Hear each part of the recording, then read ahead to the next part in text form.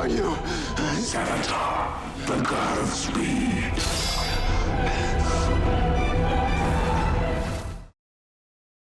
Hey YouTubers, it's Charlie. So we finally got to see Savitar on the Flash TV show, but there was a lot of confusion when he called himself the God of Speed, so I'm just going to explain the difference between Godspeed in the comics and Savitar and what the TV show's doing with him. So on the TV show, you heard him call himself Savitar, the God of Speed. In the comics, the reason that Savitar chose that name for himself is because that's the Hindu god of motion, so he thinks of himself as a god. This Savitar also thinks of himself as a god. A lot of people saw him the way his costume worked and just how badass he was and thought that he was talking about Godspeed. Now that's not exactly what the TV show is doing, but there are some similarities. So Godspeed in Rebirth is someone who is so fast that he can be in two places at once. So you can have like the normal person walking around, then you can have Godspeed running around elsewhere murdering other speedsters. So during Flash Rebirth, there was a storyline where a Speed Force storm comes and gives a whole bunch of people powers, a whole bunch of random people all over the city. So Barry has to deal with that. He has to train the ones that want to use their powers. He has to help the ones that don't want their powers. But here is one of the biggest differences about Godspeed. He makes for a much better TV and movie villain than comic book Savitar did. So comic book Savitar really just wanted to be one with the Speed Force. That was his only motivation. So he would give speed and take speed from people like he had a speed cult that worshipped the Speed Force with him. So Savitar became this really weird, trippy religious story involving the Speed Force. But the big twist is that Wally West could give and take speed, Savitar could give and take speed. It kind of changed the way we thought of the Speed Force itself. It was during this Wally West era that they actually first learned about the Speed Force itself, so they were starting to use it as a way to tell really interesting Flash stories, so people had different ways of harnessing it. Savitar as a villain, as well as like the stuff that was happening during Flash Rebirth, is just a way of kind of reimagining that, refreshing the way the comics treat the Speed Force. So when the way that comic book Wally West had like a block in his mind that stopped him from going faster than Barry Allen for a long time, because eventually comic book Wally got to be the fastest Flash, it was all about this mental block that they'd erected for themselves, for whatever reason, whatever hangups they had, it stopped them from fully accessing the Speed Force. So Godspeed, Savitar back during the Wally West run, they all had like different ways of harnessing the Speed Force. It was just a way to tell a really cool story. So when both of these characters were rolled out, they were supposed to be like these uber villains that were so crazy, over the top powerful that there was no way that Barry or Wally, in the case of Savitar, would be able to defeat them. Technically, Barry Allen wasn't around when Savitar was around in the comics. That wasn't until later. But as with most big stories like this, the villains do something that provides the mechanism for their downfall. Like they want too much power and it just overwhelms them. So that kind of happened with Savitar. It also kind of happened with Godspeed. So the Savitar storyline was, a pretty simple arc where he basically just wants all the speed for himself. Eventually, Wally finds a way to give that to him, with a big twist. And he winds up becoming one with the Speed Force, so to speak. Like that's what he seeks. So Wally takes him faster, faster, faster, till you imagine someone like sticking their finger in a light socket and then just turning the juice way, way up till they themselves become pure energy. So that was the way that Wally dealt with Savitar. They brought him back in the comics later, and Barry took care of him during the first Flash Rebirth in a really funny way. It was a twist that involved the negative Speed Force, which is something that we haven't seen on the TV show yet, so just bookmark that for a future season. But as much Mark Waid Savitar stuff as they're doing this season, like they're doing a Mark Waid character Savitar, but there's a lot of Godspeed Flash Rebirth stuff happening, the way they used him in that story and the way they took him down. So as you know, in the comics now, they brought back Ginger Wally West, like the Wally West from Mark Waid era, but there's also the African-American Kid Flash Wally West.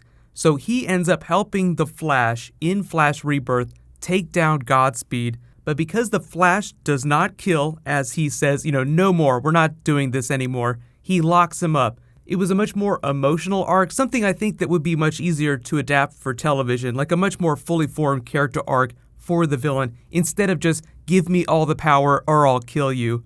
So what you'll probably see is that Savitar on the TV show, like there is a person underneath that armor, but in the way that Godspeed and a couple other people during the Flash Rebirth comic manifest their costumes from the Speed Force, that's probably what you'll see him do too. He also has powers that people haven't seen before, an interesting twist on the Speed Force, so fast that only people like the Flash, people with the Speed Force, can see him. That's why he looks really invisible here. It's just meant to be super badass, like, oh, he's so fast that he's invisible. But when you're talking about him with your friends and they ask you who is the villain of The Flash Season 3, you should say Savitar, not Godspeed. But if they do ask you about Godspeed, you can just say they're borrowing a lot of stuff from Godspeed. So as the TV show tends to do, like it did with Zoom, Hunter Zolomon, and Jay Garrick, it kind of blends a lot of stuff. But Zoom in the comics is Hunter Zolomon, Zoom on the TV show was Hunter Zolomon. So that's why I think that Savitar will still be Savitar from the comics, but they're borrowing a lot of stuff from Godspeed in the comics. You know, like he forms his costume out of the Speed Force. He does crazy things that no Flash has been able to do before, even the Reverse Flash, who supposedly knows more about the Speed Force than anybody else. The whole reason that he's called Professor Zoom in the comics is because he is a professor of Flash and Speed Force studies in the 25th century. Like they have a school dedicated to studying the Flash and the Speed Force. He eventually became one of the instructors. The real twist of the TV show, and this was also evident during the Godspeed run, is that Barry kind of creates his own problems. So, you know, whatever is going on with Savitar, with Dr. Alchemy, that happened because of Flashpoint, because of something Barry did when he was being selfish trying to save his parents, even though it meant changing the timeline. So in the comics, Godspeed was kind of a consequence of the stuff that Barry was not willing to do. So in a very Flashpoint type twist, Godspeed wanted the Flash to go back in time and change the past so that his brother's murderer would not go free. Like Barry's parents were murdered, he tried to go back in time and change that. Causes Flashpoint is a huge nightmare, so he starts to learn the lesson that there are some things that you cannot change. There are some bad things that happen that you just have to learn to accept. Godspeed, of course, as a brand new speedster with a huge axe to grind against his brother's murderer, has not learned this lesson yet. So it's a big question of what would you do if you were given the powers of the Flash? Would you be a hero or would you start crossing the line, being judge, jury, executioner? So I will say in the comics, the Godspeed arc was a much better character arc, but I think that, you know, Savitar was just like a really interesting story for the time that it was published. But as with all things, the way they write the Speed Force in the comics evolves over time, so they just try to do new interesting things with it. Sometimes it's cool, sometimes it doesn't work out. But if you want to read along in Flash Rebirth, it's like one of the best new comics. Like if you're a Flash fan and you want to read the comics, I just recommend that you start with Flash Rebirth.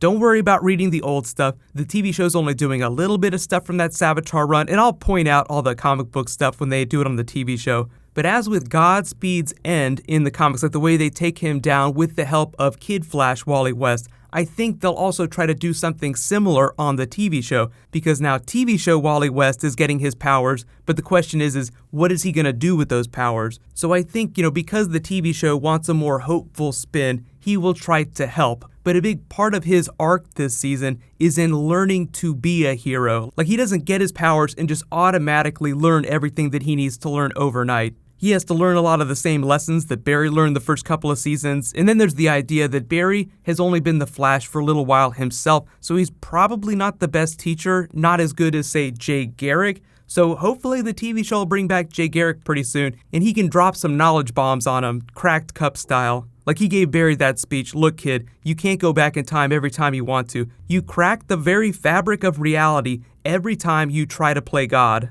So a whole bunch of crazy stuff happening. Tonight is the Killer Frost episode, so I'll probably end up doing like a Killer Frost video later this week too, just because she's a really interesting character from the comics. I can't wait to see what they do with her on the TV show. She's going to continue to be a big part of the show, so don't worry, you know, whatever ends up happening with her, she'll still be on the show. I think they're just trying to tell a really interesting Caitlyn arc. So be sure to subscribe to get that video. I'll post it after the episode airs tonight. And there is a new round of the DC giveaway that's going on right now. All you have to do to enter is be a subscriber and leave a comment on this video. I'll go ahead and announce the winner when I post that Flash video tonight. But what's going to happen is because Arrow and Legends of Tomorrow on break, I'm going to take the opportunity to do a couple bonus videos. So I'll just restart the giveaway as I post new DC videos. So just look out for that stuff. And if you do want me to start doing more comic book videos to go along with some of the TV and movie stuff that I'm doing, just let me know in the comments. Feel free to make suggestions. While you guys wait for that to post, you can click here to learn all about the history of Cyborg, Superman in the comics, what the TV show is doing with him, and you can click here for my Killer Frost Flash trailer. Thank you so much for watching, everybody. Let's high five. I'll see you guys tonight.